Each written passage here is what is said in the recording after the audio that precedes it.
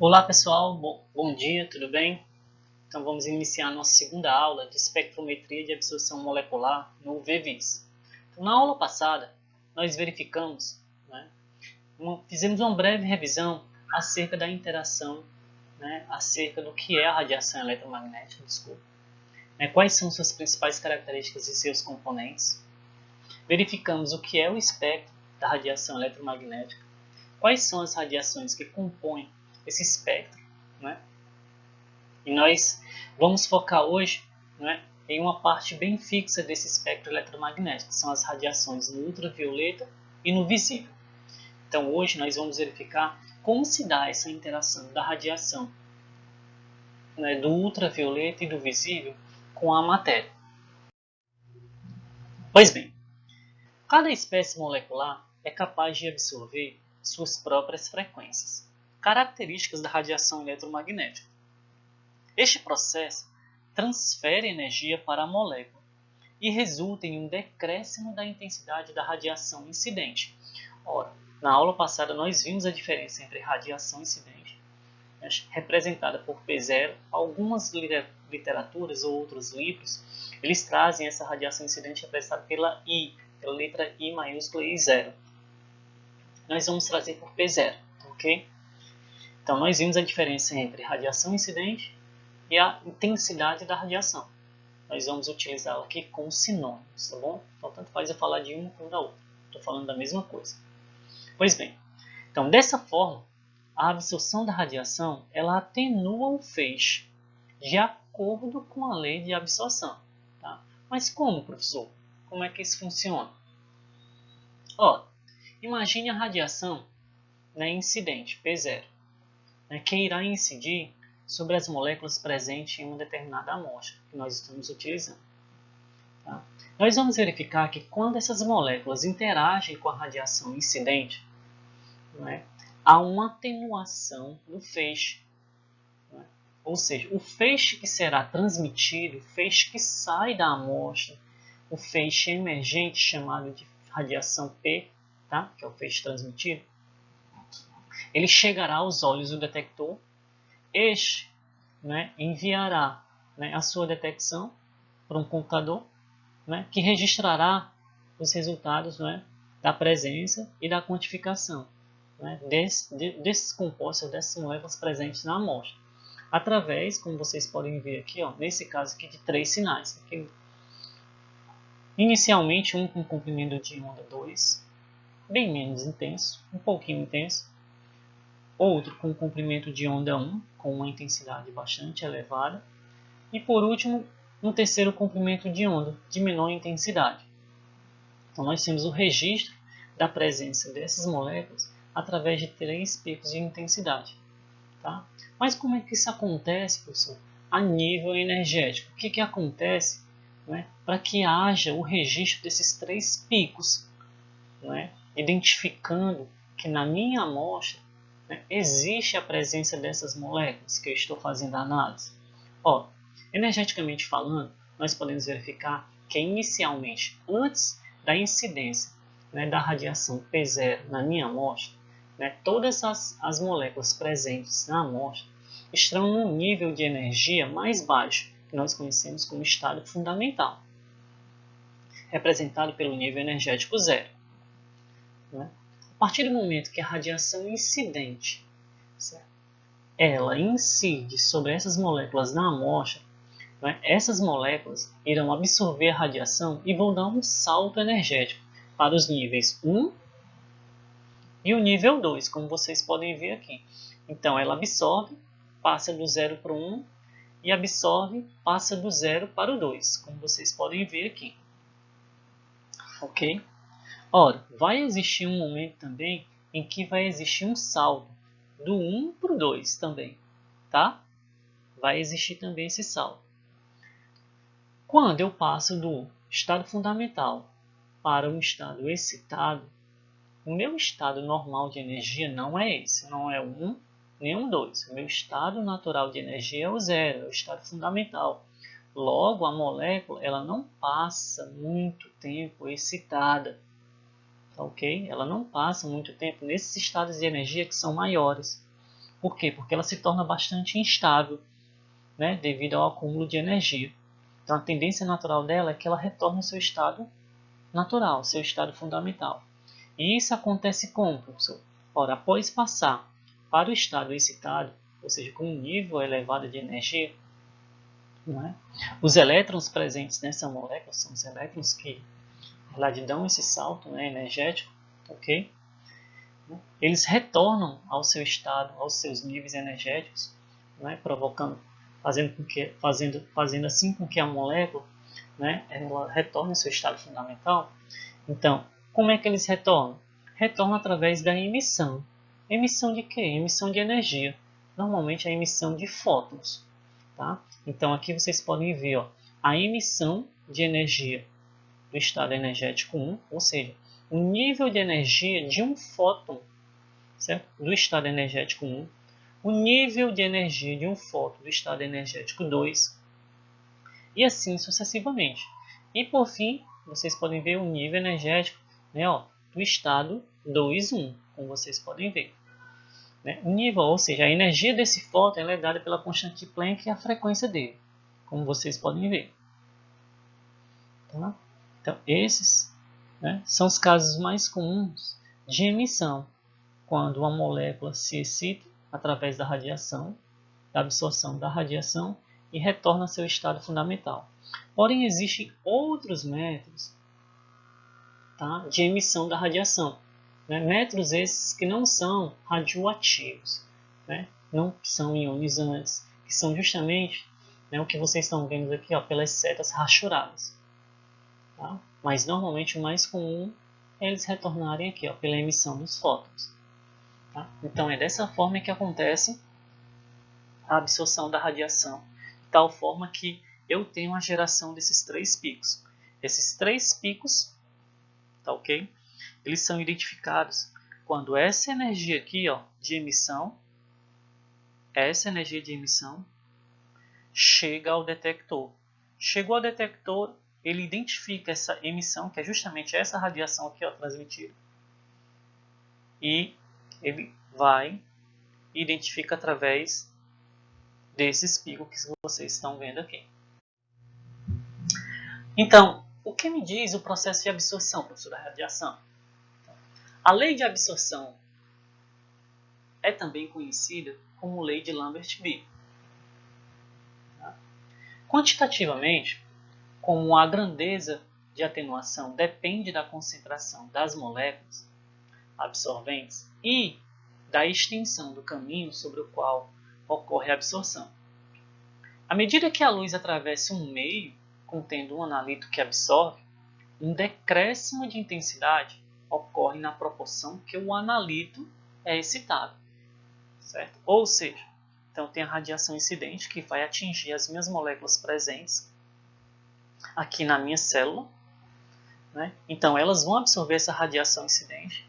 O que vai ser transmitido a ela será a radiação, né, emergente, que vai sair, chegar aos olhos do detector, e veja que há uma atenuação, veja que o feixe incidente é muito maior do que o feixe que é transmitido. Isso nós chamamos de atenuação da radiação, provocada pela absorção dessa radiação aqui pelas moléculas presentes na amostra. E então, professor, como é que eu faço essa quantificação, né, da radiação, dessa interação da radiação com as moléculas presentes na minha amostra? Bem, ela é feita através de dois parâmetros, né, bem definidos pela lei da absorção, que é a transmitância e a absorbância. Então, professor, mas então o que seria a transmitância? T. A transmitância nada mais é do que uma relação entre o feixe incidente e o feixe transmitido. Ah, professor, está certo. Então acontece dessa forma aqui, professor. A atenuação, né, e um feixe paralelo de radiação monocromática, porque a lei da absorção da radiação, ela nos diz o quê? Ela nos diz que a radiação ela será monocromática. A absorção dessa radiação parte do princípio que essa radiação que está chegando às moléculas, ela é composta apenas de um comprimento de onda. Mas Mais lá na frente, nós vamos verificar que não é bem assim. Tá? Então, mais lá na frente eu explico a vocês. Mas ela parte da ideia, certo? Que a radiação é monocromática, ou seja, de apenas um comprimento de onda. Quando esta, passa por uma solução absorvente, numa célula de espessura B centímetros e de concentração igual a C mols por litro, como mostrado na figura. Nela, a radiação incidente P0 do feixe decresce, ela é atenuada para P. A relação entre P e P0 é chamada de transmitância. Essa transmitância, esse parâmetro, ele pode ser dado em porcentagem, certo? Que é justamente a quantidade de radiação transmitida. Essa transmitância aqui, que é a relação entre P sobre P0, pode ser dada em porcentagem. Só multiplicar por 100. O outro parâmetro relacionado à lei da absorção é a absorbância.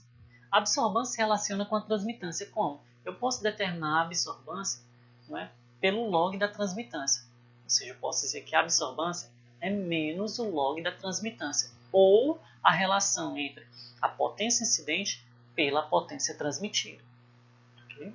Então, observa-se que a absorbância e a transmitância elas estão estritamente, intimamente relacionadas. Quanto maior a absorbância, menor a transmitância. Como é isso, professor?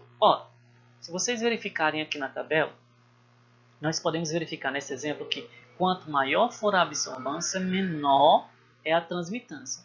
De tal forma que, por exemplo, aqui, se a absorbância for 3, a transmitância será em torno de 0,1. Ou seja, isso quer dizer que 99,9% das minhas moléculas presentes na amostra vão estar absorvendo radiação e apenas 0,1% está sendo transmitido.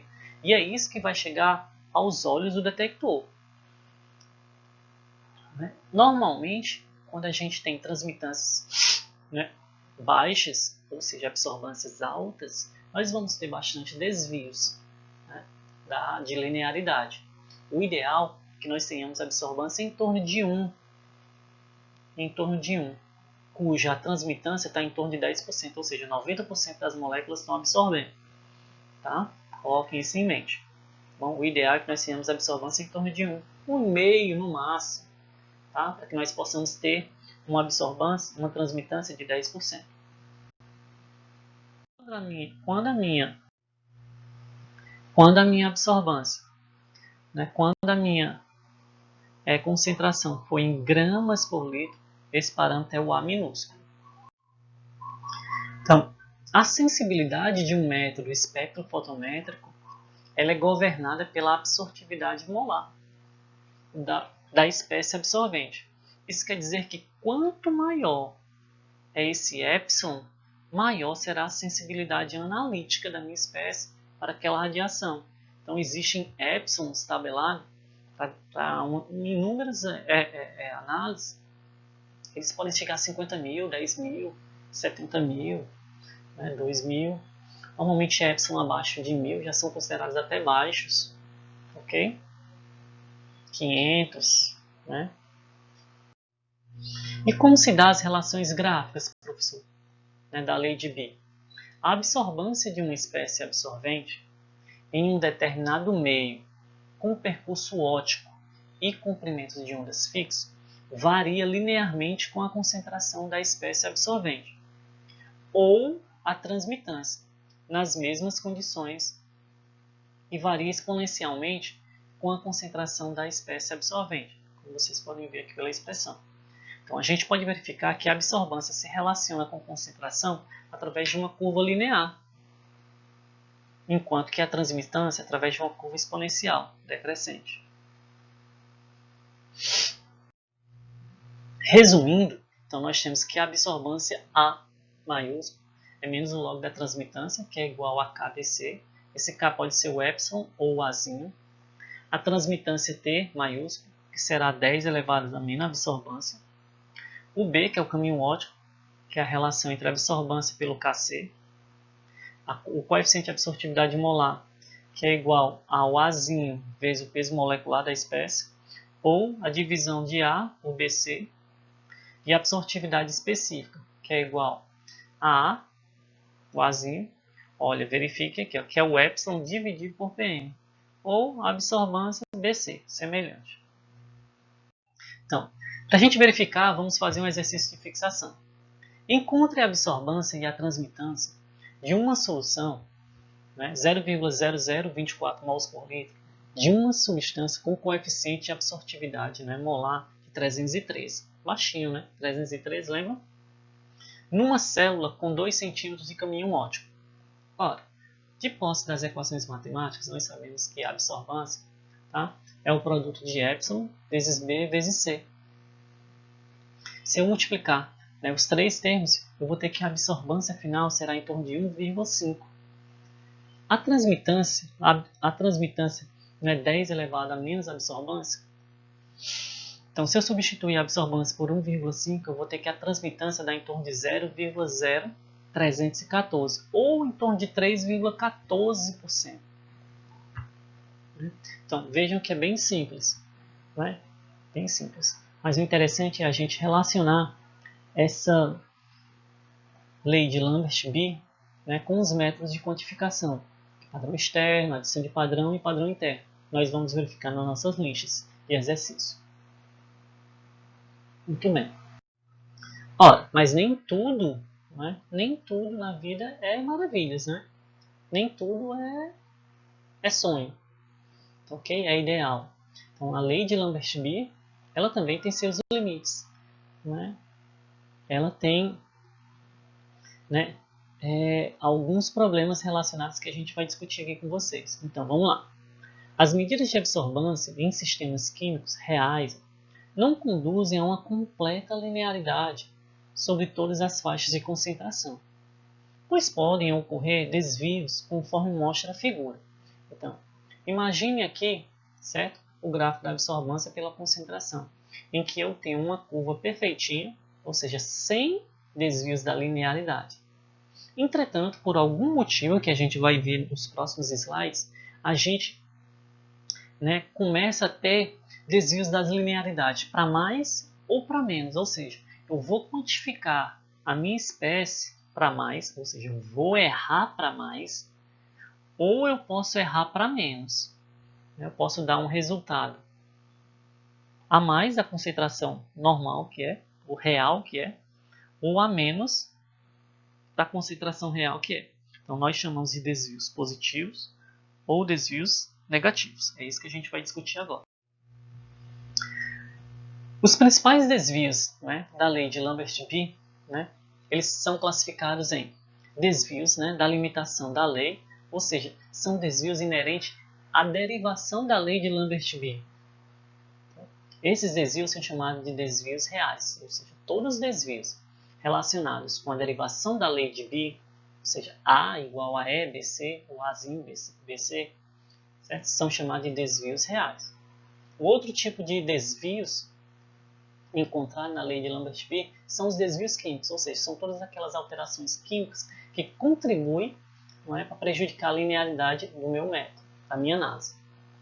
E por último, são os desvios causados pelos instrumentos. Cada dia que passa, esses desvios causados por instrumentos, eles vêm se reduzindo, eles vêm se minimizando ao máximo. Por quê? Porque a tecnologia está tão grande, né, que cada vez a gente tem aparelhos bem mais tecnológicos, bem mais robustos, que minimizam, né, os desvios causados por esses instrumentos. Então vamos lá aos primeiros, que são os desvios reais, causados por limitação da lei de B. Então os desvios reais, né, eles podem ser de dois tipos. Tá? Então, à medida que se aumenta a concentração da espécie absorvente, dois fatores que limitam a lei de B pode acontecer. O primeiro deles são as interações entre os centros absorventes. E o outro são a variação do índice de refração.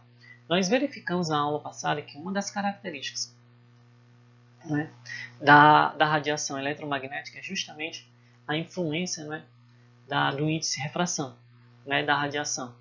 Né? Ou seja, quando ele passa de um meio para outro.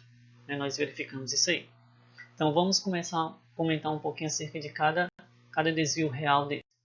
As interações entre centros absorventes está diretamente relacionado com a concentração, certo? das espécies absorventes na amostra.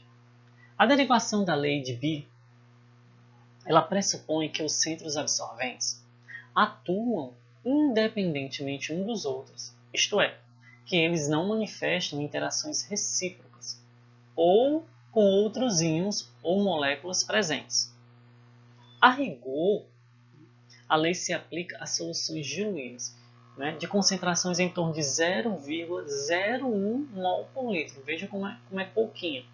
Então, a rigor, a lei de Bi ela funciona bem, perfeitamente, para concentrações até 0,01 mol por litro. Acima disso aí, a gente começa a ter desvios reais. Dentre eles, os desvios por interação dos centros absorventes. Tá? Como é que isso acontece, professor? Para soluções muito concentradas, a distância média entre os centros absorventes diminui a tal ponto que as interações entre eles afetam a energia necessária para a excitação, alterando a capacidade absorvente e ocasionando um desvio da linearidade. Como a gente pode verificar aqui nas figuras, então nós podemos verificar a radiação incidente. Veja que numa solução diluída, a radiação passa sem nenhum problema, porque os centros absorventes eles mantêm a distância considerada, uma distância ideal. Entretanto, quando eu tenho uma solução muito concentrada, nós podemos verificar que há interação entre os centros absorventes, de tal forma que a radiação ela é perdida. Ela é perdida. Devido a quê? Devido a essa proximidade entre os centros absorventes que acabam, de alguma forma, polarizando essas moléculas e assim afetando a energia necessária para a excitação. Então, o que nós podemos verificar numa foto real? Olha a radiação. À medida que eu vou aumentando a concentração entre as cubetas, que vocês estão vendo aqui, a radiação não chega nem a passar. O segundo desvio real é a variação do índice de refração. Como é que a variação do índice de refração de uma radiação eletromagnética ela influencia na absorção dessa radiação? Ela influencia porque o coeficiente de absortividade molar ele está diretamente relacionado com a concentração, com o índice de refração, desculpa. Como? Quando variações da concentração, olha aí, afetam o índice de refração, como vocês podem ver pela foto, uma solução muito concentrada, afetando a refração da radiação. Ou seja, ela muda de direção. Ao invés da radiação passar direto para o detector, veja que a radiação ela muda de direção e não chega ao detector. Como vocês podem ver numa solução muito concentrada. Então, observe-se desvios da lei de Bi, pois a absortividade molar depende do índice de refração. Como? Através dessa relação. A absortividade molar, que eu preciso calcular, é igual a uma tabelada conhecida, vezes a influência do índice de refração do meio na radiação.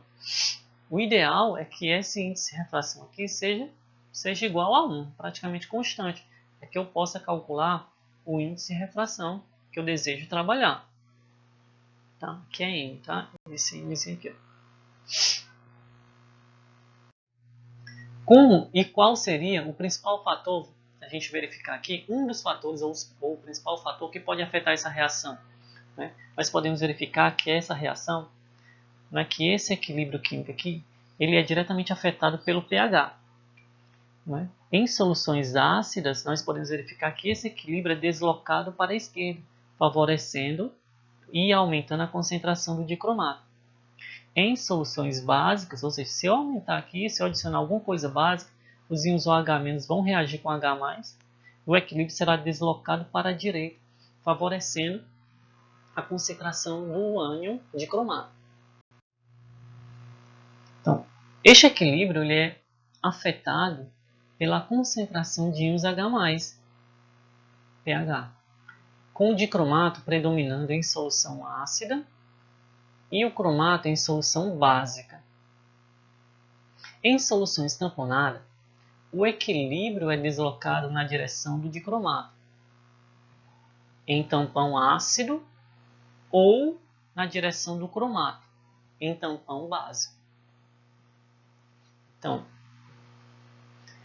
se eu tiver soluções tamponadas, ou seja, o que seria uma solução tampão? Seria aquela solução formada pelo ácido fraco e o seu sal correspondente, ou a base fraca e o seu sal correspondente, né?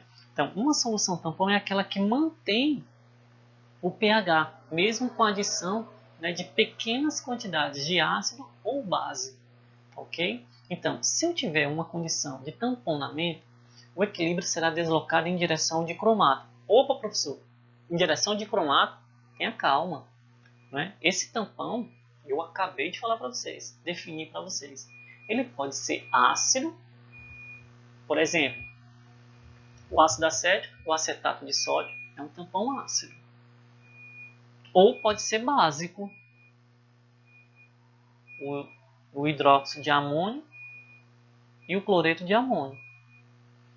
Então, dependendo do tipo de tampão, se é ácido, ele vai deslocar o equilíbrio em direção de cromato. Se for básico, ele vai deslocar o equilíbrio em função do cromato, né? Em soluções não tamponadas, aí é que mora o perigo, tá? Nesses equilíbrios aí de cromato, nesse exemplo que eu estou dando para vocês. Existem vários outros exemplos, não é? Se a gente for pegar um equilíbrio de indicador ácido básico, por exemplo, a fenolftaleno, é interessantíssimo. Então vamos lá. Em soluções não tamponadas, tá? A concentração de H+ varia com a diluição. Ótimo. Deslocando o equilíbrio e variando a relação de cromo 6, como dicromato ou cromato. Variações da absorbância com as concentrações de cromo 6, como dicromato e como cromato, os seus comprimentos de ion de absorção. Em soluções tamponadas, as linhas tracejadas, já vou explicar para vocês, e as não tamponadas, as linhas cheias. Então, o que o colega está dizendo aqui? Ó? Imagine que nós temos uma situação de não tamponamento, soluções não tamponadas, certo? Aqui é a situação ideal, é uma solução tamponada. Olha só, a reta, bem bonitinha, né? Essa aqui, tracejada, ó. Tanto para o dicromato, como para o cromato. Agora imagine uma situação em que nós não temos tamponamento. Então, essa situação, aquele equilíbrio, ele vai sofrer desvios químicos para mais, se o tampão for ácido, ou para menos, se o tampão for básico. Tá? E professor, e como eu posso solucionar isso? Como eu posso medir a concentração de cromo 6, certo? Do dicromato e do cromato ao mesmo tempo? Como eu posso fazer uma análise de cromo 6 em um equilíbrio que tem dicromato e cromato, não é? Em soluções não tamponadas? Existe uma forma, sim. Existe uma forma. É aquela justamente em que você não vai ler nem 350 nem 375. Momento em que você vai ler, certo? No ponto isoabsortivo ou isosbéstico, que é justamente o ponto em que o coeficiente de absortividade molar do dicromato ele é igual ao do cromato. Então, observa-se desvios da linearidade quando as soluções não são tamponadas. Poderia-se observar uma relação linear para soluções não tamponadas, se as medidas fossem realizadas no ponto isoabsortivo ou isosbéstico, para o par de cromato e cromato, conforme mostrado na figura. Então, vocês têm a curva de absorção do cromato e a do dicromato, né? Vai existir um momento, ou seja, na radiação, no comprimento de onda, né, em torno de 46 nanômetros, que as duas curvas se encontram, né? E esse momento é justamente o ponto isosbéstico, ou seja, é o ponto em que eu posso realizar, né, determinar a concentração de cromo 6, tanto na forma de cromato quanto na forma de dicromato, né, em soluções não tamponadas.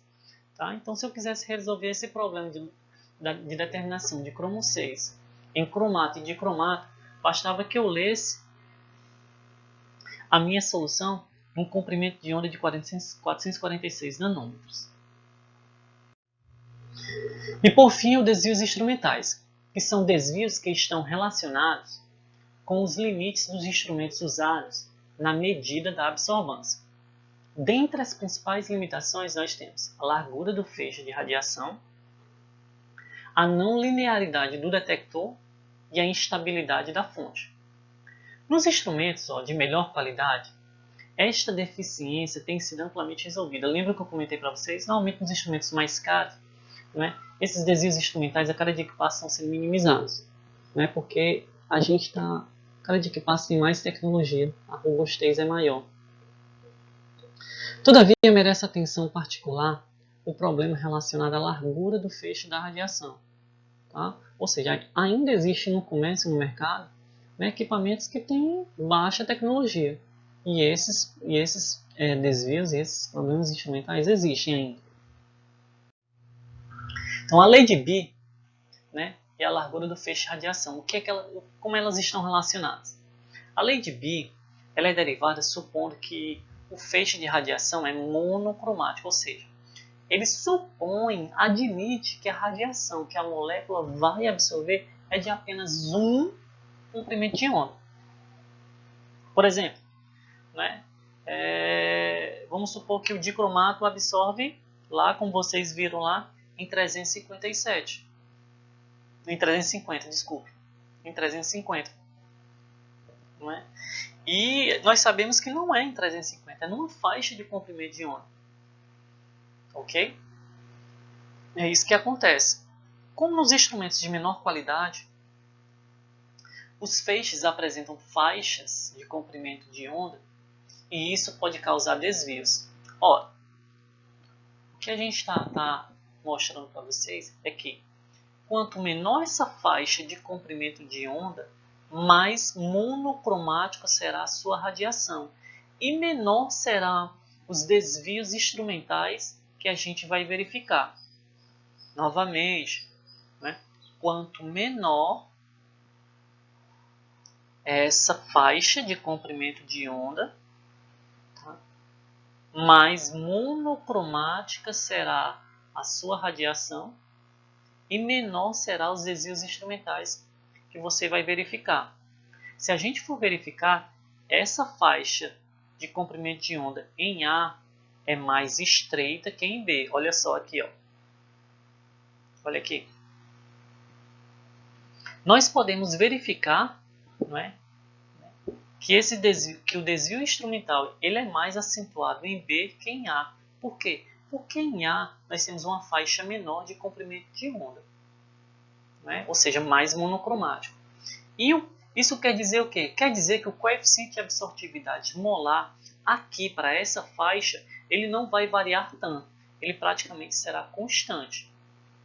Entretanto, em B, que é uma faixa de comprimento de onda maior, esse coeficiente de absortividade molar ele já é variável,